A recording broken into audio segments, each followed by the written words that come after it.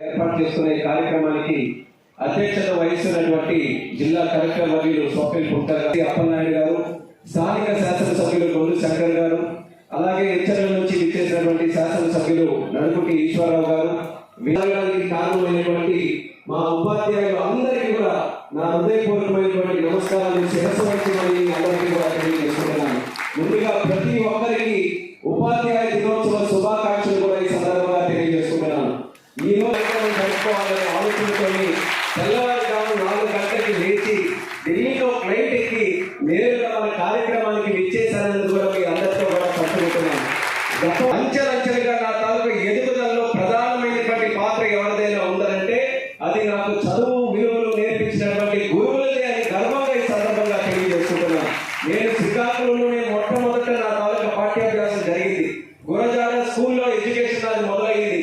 అప్పటి నుంచి అమెరికాలో చదివినంత వరకు కూడా నిరంతరం కూడా నన్ను ప్రభావితం చేస్తూ నాలో ఉన్నటువంటి ఆలోచనని ఆచరణ రూపంలో తీసుకుని రావడానికి ఎంతో పెద్ద ఎత్తున నా తాలూకా జీవితాన్ని ఇన్ఫ్లుయెన్స్ చేసినటువంటి వ్యక్తులు ఎంతో మంది ఉపాధ్యాయులు నా తాలూకా జీవితంలో ఉన్నారు. ఈ వేదిక ద్వారా మరొకసారి ఎక్కడ ఉన్నా సరే నాకు ప్రత్యేకంగా చదువు నేర్పించినటువంటి ఉపాధ్యాయులు అందరికీ కూడా మరొకసారి ఈ ఉపాధ్యాయ దినోత్సవం ద్వారా వాళ్ళందరికీ కూడా నమస్కరించు శుభాకాంక్షలు తెలియజేసుకుంటున్నాను. మరి పెద్దలు కీర్తిశేషులు డాక్టర్ సర్వేపల్లి రాధాకృష్ణన్ గారు, భారత రత్న, ఒక గురువుగా ఆయన భారత రాజ్యాంగం ఇచ్చేటటువంటి అతిపెద్ద పదవిలో ఆయన అక్కడ వరకు వెళ్ళి 2వ భారత రాష్ట్రపతిగా రాజ్యాంగాన్ని శాసించినటువంటి వ్యక్తిగా అక్కడ వరకు కూడా ఎదిగారు. ఆయన తాలూకా జన్మదిన కార్యక్రమం వాళ్ళ తాలూకా పిల్లలతో స్టూడెంట్స్ తో జరుపుకోవచ్చు, కానీ ఆ స్థాయి వరకు ఒక గురువుగా ఆయన ఎంతో ప్రేమించి అభిమానించి ఆ వృత్తిని ఆ స్థాయి వరకు వెళ్ళిన తర్వాత ఇది నాతోనే ఉండిపోకూడదు, నా జన్మదినం ఏదో నా వరకే ఉండిపోకూడదు, గురువులందరికీ కూడా గౌరవం వచ్చే విధంగా ఉండాలని ఆ రోజు ఆయన చెప్పినటువంటి మాట వల్ల ఈ రోజు దేశంలో ఉన్నటువంటి గురువులందరికీ కూడా ప్రతి సంవత్సరం సెప్టెంబర్ 5వ తేదీన మనం గుర్తించి వాళ్ళ తాలూకా సేవల్ని మరొకసారి గుర్తించుకునేటటువంటి అవకాశం దక్కింది. అటువంటి పుణ్యాత్ముడైనటువంటి రాధాకృష్ణన్ గారిని మరొకసారి మనం స్మరించుకోవాలి. ఆయన తాలూకా ఆశయాల్ని సజీవంగా ముందుకు నడిపించేటటువంటి ప్రయత్నం తీసుకొని వెళ్ళాలని ఇక్కడ ఉన్నటువంటి వాళ్ళందరూ కూడా భవిష్యత్తులో కార్యక్రమాన్ని చేయాలని కూడా ఈ సందర్భంగా తెలియజేసుకుంటున్నాను. ఈ రోజు ఏ వృత్తిలో ఉన్నటువంటి వ్యక్తిని మనం తయారు చేయాలన్నా, ఆఖరికి దేశాన్ని ముందుకు నడిపించేటటువంటి ప్రధానమంత్రిని కూడా తయారు చేయాలన్నా ఆ శక్తి మా గురువుల్లోనే ఉందని కూడా ఈ సందర్భంగా మనం గుర్తించుకోవాలి. ఎవరైనా సరే ఏ వృత్తిలోనైనా సరే 100 మందిని 1000 మందిని వేలాది మందిని ఒక్క గురువు తలుచుకుంటే తయారు చేయగలరు. అంత శక్తివంతమైనటువంటి వ్యక్తి. అటువంటి వ్యక్తి ఈ భారతదేశం తాలూకా భవిష్యత్ అంతా కూడా మీ బుద్ధ స్కంధాల మీద ఉందని కూడా ఈ సందర్భంగా తెలియజేసుకుంటున్నాను. ప్రతి కార్యక్రమంలో మనం ఏ రకంగా అయితే విద్య నేర్పించడం పట్ల మనం అత్యంత ధ్యాస పెట్టి మనం చేస్తున్నామో, విద్యతో పాటు విలువల మీద కూడా అంతే ప్రాధాన్యత మనం చూపించి భావి తరాలు కూడా ఈ భవిష్యత్తు భారతదేశాన్ని ముందుకు నడిపించేటటువంటి భావి తరం ఏదైతే ఉందో ఫుల్గా ఎక్విప్ అయి ఉండాలనే ఆలోచనతో మనం కొన్ని విప్లవాత్మకమైనటువంటి మార్పులు మనం తీసుకొని రావాలంటే స్కూల్ లెవెల్లో అది తీసుకొని రావాల్సినటువంటి అవసరం ఉంది.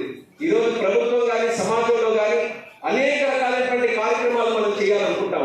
ఈరోజు మొక్కలు నాటండి, అత్యధికంగా మొక్కలు పెట్టాలని మనం ప్రభుత్వం తరఫున కార్యక్రమం చేస్తాం.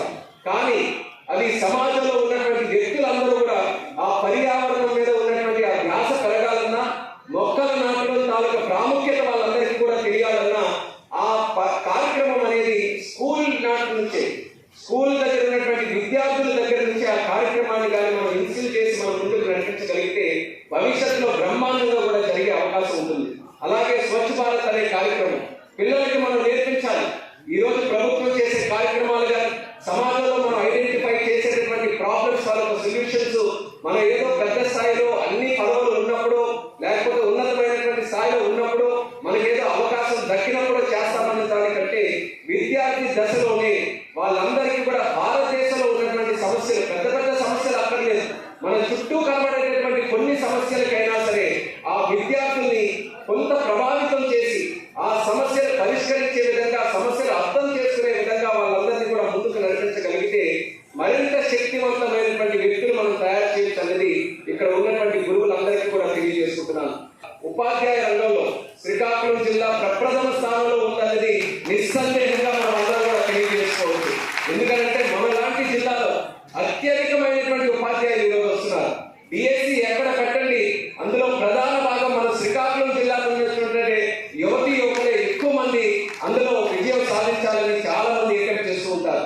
విజయనగరం లేకపోతే మనకి ఏలూరు లేకపోతే నంద్యాల ఎక్కడ కోచింగ్ సెంటర్లు పెట్టినా మన దగ్గర శ్రీకాకుళం జిల్లా నుంచి ఆ రూపాయలు 10 రూపాయలు 100 రూపాయలు ఖర్చు పెట్టుకొని ఆ ప్రాంతాల్లో కూడా కోచింగ్లు మరి తీసుకొని డిఎస్సిలో ఒక ఉద్యోగం సంపాదించాలి, టీచర్ ఎప్పటికైనా అవ్వాలని 10-15 సంవత్సరాల నుంచి కళ్ళు కంటున్నటువంటి వ్యక్తులు మన జిల్లాలో అత్యధిక శాతం ఉన్నారంటే ఎంత పౌరుషంగా ఒక ఉపాధ్యాయుడు కావాలని ఎంత పట్టుదలతో వాళ్ళందరూ కూడా పనిచేస్తున్నారో ప్రత్యేకంగా నేను కూడా చూశాను.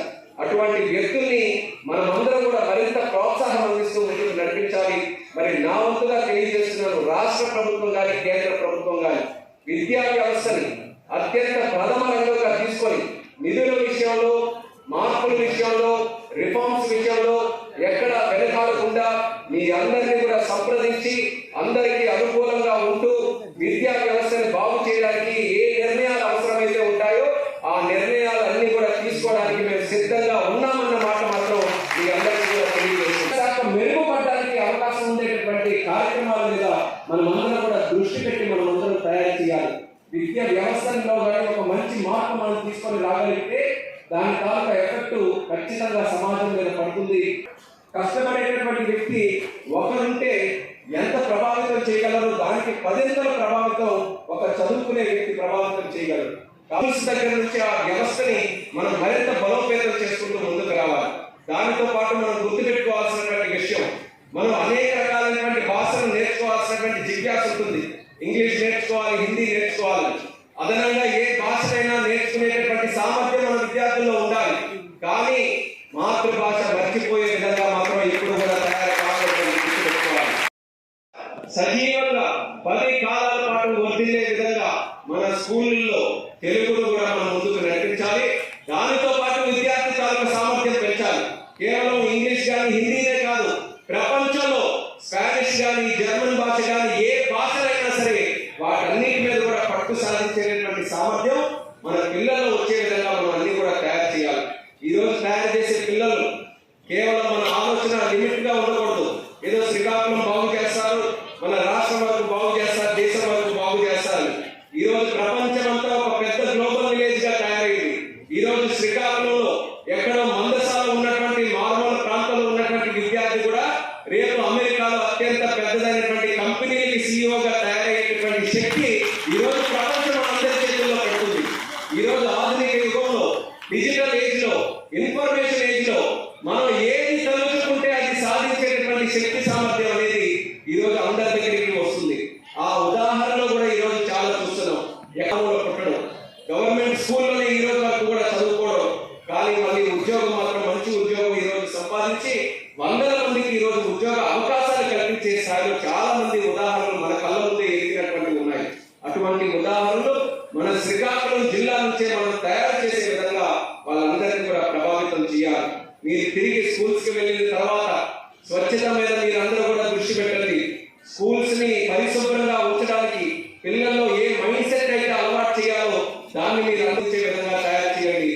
మొక్కల పట్ల సంరక్షణ కానీ, మొక్కలను నాటడం కానీ, మొక్కల పట్ల ప్రేమ చూపించడం కానీ ఇవన్నీ కూడా పిల్లల దశలోనే వాళ్ళందరికీ కూడా ఆరంభం కావాలి. వాటితో పాటు విద్య మీద మనం ఏ రకంగా అయితే ఎంతో దృష్టి పెట్టి వాళ్ళందరికీ కూడా చదువు నేర్పించాలని ఒక ఆతృత చూపిస్తామో, విద్యతో పాటు విలువలు, అలాగే వాళ్ళకి స్పోర్ట్స్, ఫిజికల్ ఫిట్నెస్ కూడా ఈ రోజు పిల్లలకి అంతే అవసరం. 2 నిమిషాలు ఖాళీ దొరికితే నాన్న ఫోను, అమ్మ ఫోను, ఇంకెవరో ఫోన్ దొరుకుతుందని చెప్పి ఫోన్ లోపలికి వెళ్ళి కనబడకుండా వెళ్ళిపోతున్నారు పిల్లలందరూ కూడా. 4 గోరు ముద్దలు వాళ్ళ నోట్లో పెట్టాలన్నా సరే పెద్ద ఐప్యాడ్ లాంటి స్క్రీన్ ముందు పెడితే కానీ ఎవరికి కూడా ఈ రోజు 4 సంవత్సరాల పిల్లలకి కూడా 4 ముద్దలు లోపలికి వెళ్ళట్లేదు. ప్రతి ఒక్కరు కూడా ఈ ఫోన్ కి, స్క్రీన్స్ కి ఇప్పుడు ఉన్నటువంటి ఆ యంగ్ ఏజ్ లోనే వాళ్ళకి కానీ ఆ మార్పు కానీ మనం తీసుకొని రాకపోతే వాళ్ళందరూ కూడా జీవితాంతం ఆ ఖైదీలుగానే మిగిలిపోయేటటువంటి పరిస్థితి ఏర్పడుతుంది. వాళ్ళ తాలూకా సామర్థ్యం అంతా కూడా నిర్వీర్యం అయిపోతుంది. కాబట్టి ఇప్పటి నుంచే వాళ్ళకి స్పోర్ట్స్ మీద, డిఫరెంట్ యాక్టివిటీస్ మీద, సోషల్ యాక్టివిటీస్ మీద, చుట్టూ కనబడేటటువంటి ప్రపంచం మీద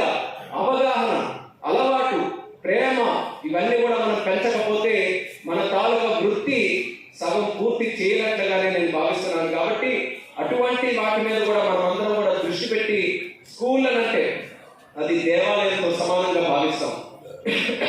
మనం సమానంగా భావిస్తామో అదే దైవ సమానమైనటువంటి స్థానం గురువులకి మన సమాజం, మన సంస్కృతి ఈ రోజు వరకు మనకి ఇస్తుంది. అటువంటి గొప్ప స్థానం మనకి ఇచ్చిన తర్వాత దానికి తగ్గట్టుగా సమాజం కానీ సంస్కృతి కానీ ప్రతి ఒక్కరు కూడా గురువుగా మనకి ఇచ్చేటటువంటి గౌరవానికి అనుగుణంగా మనం ఈ రకమైనటువంటి మార్పులు మన సమాజంలో మనం తీసుకొని వస్తే మీకు కూడా ఖచ్చితంగా ఒక సాటిస్ఫాక్షన్ అనేది ఉంటుందని కూడా తెలియజేసుకుంటాను. నేను నమ్ముతున్నాను. ఈరోజు టీచర్ వృత్తిలో ఉంటే కేవలం మీకు శాలరీస్ వస్తున్నాయి, శాలరీస్ వస్తే కాస్త ఆనందం ఉంటుంది. ఈరోజు ఉపాధ్యాయులు చాలా ఉత్తమ పురస్కారాలు ఇస్తున్నాం, అవి కూడా తీసుకున్నప్పుడు ఆనందం ఉంటుంది. కానీ ఇలాంటివి ఎన్ని చేసినా, ఎన్ని నెలల తాలూకా జీతాలు తీసుకున్నా, మీరు చదువు చెప్పినటువంటి విద్యార్థి ప్రపంచంలో ఒక ఉన్నతమైనటువంటి గుర్తింపు సంపాదిస్తే దానితో వచ్చేటటువంటి సంతోషం ముందు ఇవన్నీ కూడా ఏది కూడా లెక్క చేయవు. ఈ అనుభూతి చాలా మంది మీరు అందరూ కూడా పొందుంటారు. అటువంటి అనుభూతి ఒకరితోనో, ఇద్దరితోనో, ముగ్గురు విద్యార్థులతో కాదు. మీరు చదువు చెప్పినటువంటి ప్రతి ఒక్క విద్యార్థి కూడా ఆ సామర్థ్యంతో ముందుకు వెళ్ళాలి. మీ తాలూకా పేరు నిలబెట్టాలి, మీ స్కూల్ తాలూకా పేరు నిలబెట్టాలి, మన ప్రాంతం తాలూకా పేరు నిలబెట్టాలి. ఆ వ్యక్తిత్వంతో మనమందరం కూడా మన పిల్లల్ని తయారు చేయాలనేది ఈ సందర్భంగా మీ అందరికీ కూడా తెలియజేసుకుంటున్నాను. రానున్న కాలంలో ఇప్పుడిప్పుడే ప్రభుత్వం ఏర్పడింది, చాలా ఛాలెంజెస్ ఉన్నాయి. ఎంతో మంది ఎన్నో మార్పుల కోసం కూడా ఎదురు చూస్తున్నారు. కానీ మీ అందరికీ కూడా ఇచ్చేటటువంటి మరో మాట, ఈ రోజు రాష్ట్రంలో ఉన్నటువంటి విద్యా వ్యవస్థ కూడా ఒక యువ నాయకుడు నడిపిస్తున్నాడు. సమాజం పట్ల మంచి అవగాహన ఉన్నటువంటి వ్యక్తి, కష్టపడేటటువంటి వ్యక్తి. ఎలక్షన్ల ముందు కూడా ఆయన ఒక నాయకుడుగా రాష్ట్రంలో ఉన్నటువంటి ప్రాంతాలన్నీ కూడా పాదయాత్ర చేసుకుంటూ అందరినీ కూడా కలుసుకొని అందరికీ కూడా ఒక భరోసా ఇచ్చి ఈ రోజు మంత్రిగా, విద్యాశాఖ మంత్రిగా ఉన్నటువంటి నారా లోకేష్ అన్న గారు మీ అందరికీ కూడా ఒక ధైర్యంగా నిలబడతారని కూడా ఈ సందర్భంగా తెలియజేసుకుంటున్నాను. మొన్ననే మాట్లాడుతూ కూడా విషయం చెప్పాను. లోకేష్ అన్న గారికి ఈ ఉన్న శాఖలో ఏ శాఖ కావాలంటే ఆ శాఖ వచ్చేది. చాలా శాఖలు ఉన్నాయి, ఎన్నో శాఖలు. యూత్ అఫైర్స్ తీసుకోవచ్చు, స్పోర్ట్స్ తీసుకోవచ్చు, ఐటీ ఎలాగో తీసుకున్నారు, ఇంకా బలమైన శాఖలు అనుకోవచ్చు, ఇంకా ఏమైనా తీసుకోవచ్చు. కానీ విద్యాశాఖని ఆయన ఎంచుకున్నారు. విద్యాశాఖ ఎంచుకున్నంటే కొంతమంది హెచ్చరించారు కూడా, ఈ శాఖ తీసుకుంటే ప్రతి ఒక్కరు కూడా అత్యంతలు వేయడమే తప్ప మెచ్చుకునేది చాలా తక్కువగా ఉండొచ్చు, ఒక్కసారి ఆలోచించండి అని చెప్పారు. నేను ఈ శాఖ తీసుకుంటుంది నన్ను అందరూ మెచ్చుకుంటారని కాదు, సమాజంలో మార్పు తీసుకొని రావాలి.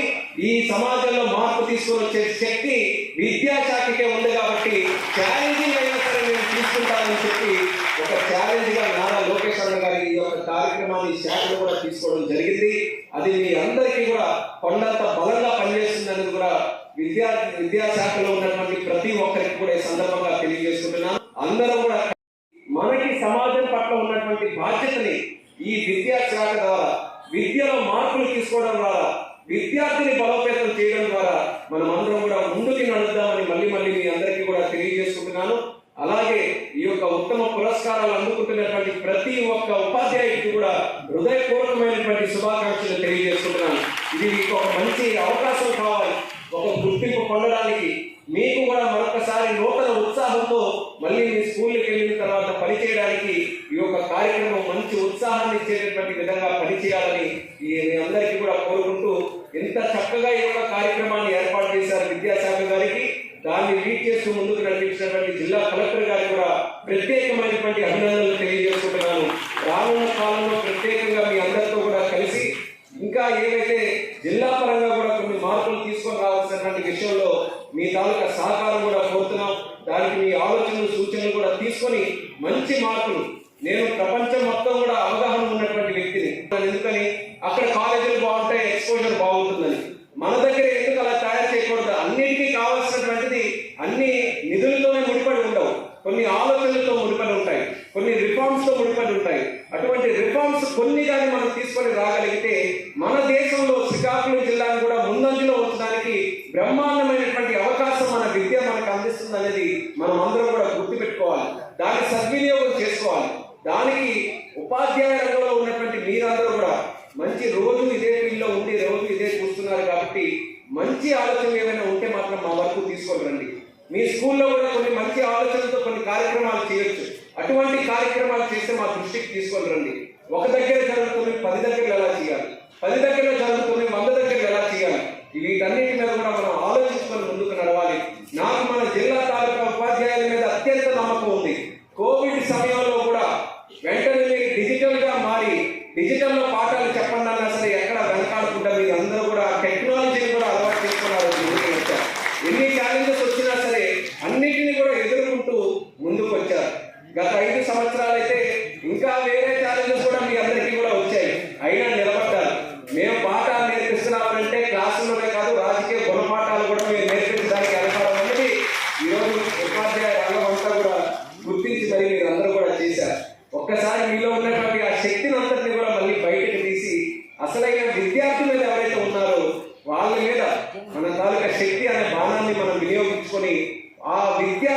మరింత ముందుకు నడిపించే విధంగా అందరూ కూడా కలిసికట్టుగా కృషి చేద్దాం.